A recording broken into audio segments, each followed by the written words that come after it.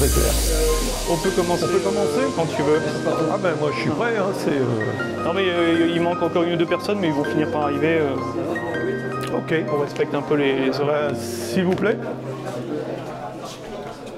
Il est pour habitude de louer la carrière, les actions qui ont valu au récipiendaire, parce qu'on dit comme ça, hein, au récipiendaire, la remise d'une distinction. Alors sans vouloir ni raconter ni commenter ta vie, quelques faits marquants dans le maritime. Une entrée à l'École nationale de la marine marchande du Havre, enfin Sainte-Adresse d'ailleurs, en septembre 2004, à l'âge de 18 ans, ayant choisi, je dirais, en digne normand, la carrière maritime, même si, cher bourgeois, tu aurais pu choisir la marine nationale. Ah. Choix à faire. Trois premières années de cours ponctuées d'embarquements d'hiver, un ferry, un vieux gréement, le Fleur de l'Empolle, l'abeille Liberté, c'est quand même...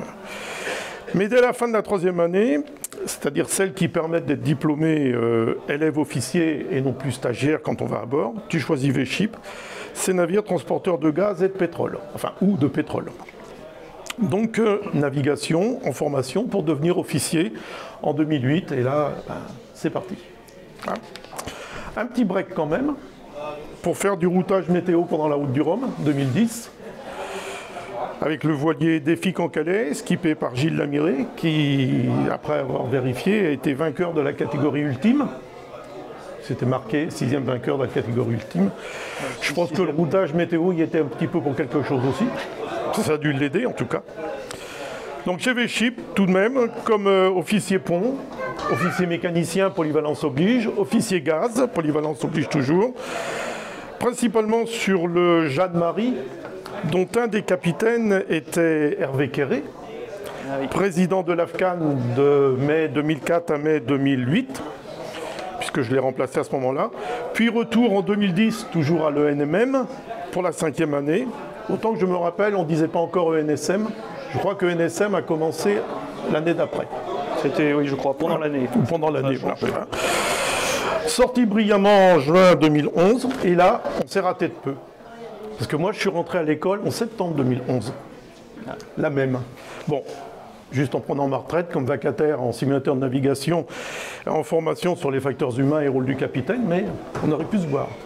On s'est retrouvés plus tard. Ouais. Mon fils était en première année quand tu étais en 5e année. Enfin, notre fils, pardon. Retour chez V-Ship, bien sûr, toujours comme officier pont, officier gaz. Pas mal de navigation et de mouillage. Sur le Summit-Terra en ship-to-ship, il faisait beaucoup de mouillage. Hein. Navire que tu auras connu à tous les postes, d'élève à capitaine. Donc, c'était déjà un vieux navire à un moment donné. Ah. Un break plus long dans ta navigation, cette fois-ci, sans quitter la mer peut-être. Toujours embarqué, mais comme skipper sur un catamaran. De septembre 2012 à mai 2013, ça a dû quand même te changer un petit peu du Summit-Terra. Oui. Voilà. Puis retour chez V-Ship, donc toujours cargaison dangereuse, pour être promu second capitaine en août 2013 sur le Verrazzane, qui, comme tout le monde le sait, est un marin lyonnais ou toscan, ça on ne sait pas trop, mais devenu un petit peu normand, puisqu'il naviguait sur les navires du Diepois Géant Angot. Promu capitaine en décembre 2016 sur le Champlain, à l'âge de 30 ans, en reconnaissance de la valeur du bonhomme par son armement, parce que c'est quand même pas si fréquent de cela d'être nommé capitaine, je dirais aussi jeune. Puis, dernièrement, enfin, l'année dernière, mise en service du Jean Raspail et bientôt de la Condamine cet été, s'il finit par sortir.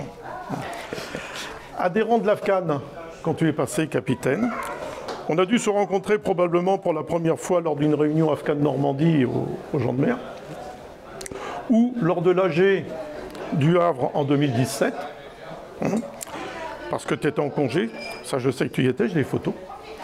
Et puis l'année suivante, tu es aussi en congé lors de l'AG qui a lieu à Vannes. Tu viens et comme d'autres avant toi, les anciens te vantent et te vendent tellement bien le poste que tu deviens président de l'AFCAN. Et je ne regrette pas. Oui, mais à un moment donné, enfin moi ça m'a fait ça aussi à mon nom, j'ai dû me faire avoir. Bon, il est vrai que l'AFCAN a toujours préféré avoir comme président un navigant. Parce que ça fait plus sérieux lorsqu'on écrit à un ministre ou à quelqu'un, ou que l'on parle, d'avoir un président qui sait de quoi il cause, parce qu'il est en train de le vivre, plutôt que d'avoir un vieux retraité qui vit dans ses souvenirs. C'est donc avec un réel plaisir que j'ai de te remettre ces distinctions. Parce que nous avons, pour plusieurs raisons, nous avons eu le même genre de navigation, ayant passé toute ma carrière sur des pétroliers et aussi un petit peu de gaz, GPL et ammoniac. J'ai été un de tes prédécesseurs au niveau afghan. Et puis, tu as pris ma suite pour enseigner ou raconter le navire et son capitaine au Master 2 de droit maritime au Havre. Ah. Cette distinction est méritée, à mes yeux. Je te dirais quand même que, je l'ai appris il n'y a pas tellement longtemps, son attribution n'a pas été évidente pour tout le monde. Ah. J'ai récemment appris que certaines personnes te trouvaient un peu jeune pour la mériter. Pensez donc, capitaine à 30 ans, c'est quand même jeune. Il ne faut pas oublier que Jules Verne a écrit un livre qui s'appelle Capitaine de 15 ans. C'est la moitié. Ah. Président d'une association reconnue de capitaines de navires de commerce, l'AFCAN, et déjà décoré à 37 ans. Où est le problème? Ah. Corneille, un autre Normand, a écrit aux âmes bien nées, la valeur n'attend pas le nombre des années. Ah. C'est pourquoi, commandant Pierre Blanchard, je me rappelle, au nom du gouvernement de la République, ah oui, je vous fais, je te fais, chevalier du mérite maritime. Allez, félicitations, mec. Merci beaucoup. Félicitations. Merci beaucoup Hubert, c'est un honneur de recevoir la médaille de ta main, un plaisir de travailler à tes côtés et d'apprendre énormément au sein de l'AFCAN, au sein de, avec toutes les réunions qu'on peut faire et toute l'expérience que tu peux apporter. C'est vraiment une chance pour moi. Donc je suis un peu ému. Je suis vraiment très honoré de recevoir cette médaille et que ce soit toi qui me la remette. Merci beaucoup. Et je vous remercie tous d'être venus. Si je vous ai invité, c'est parce que j'avais envie de faire ça en petit comité avec mes proches. Et parce que cette carrière qu'a décrite Hubert, ça ne se fait pas tout seul. On est forcément aidé. J'ai eu la chance de rencontrer des gens formidables.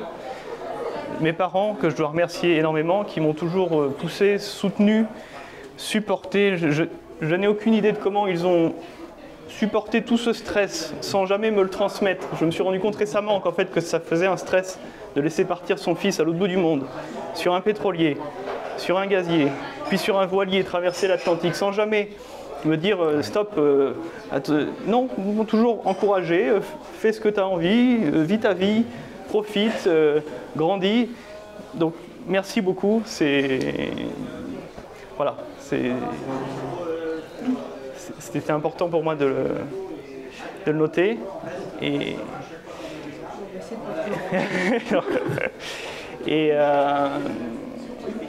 également, je voulais citer plusieurs personnes dans ma carrière qui m'ont vraiment aidé, qui ont été des mentors pour moi.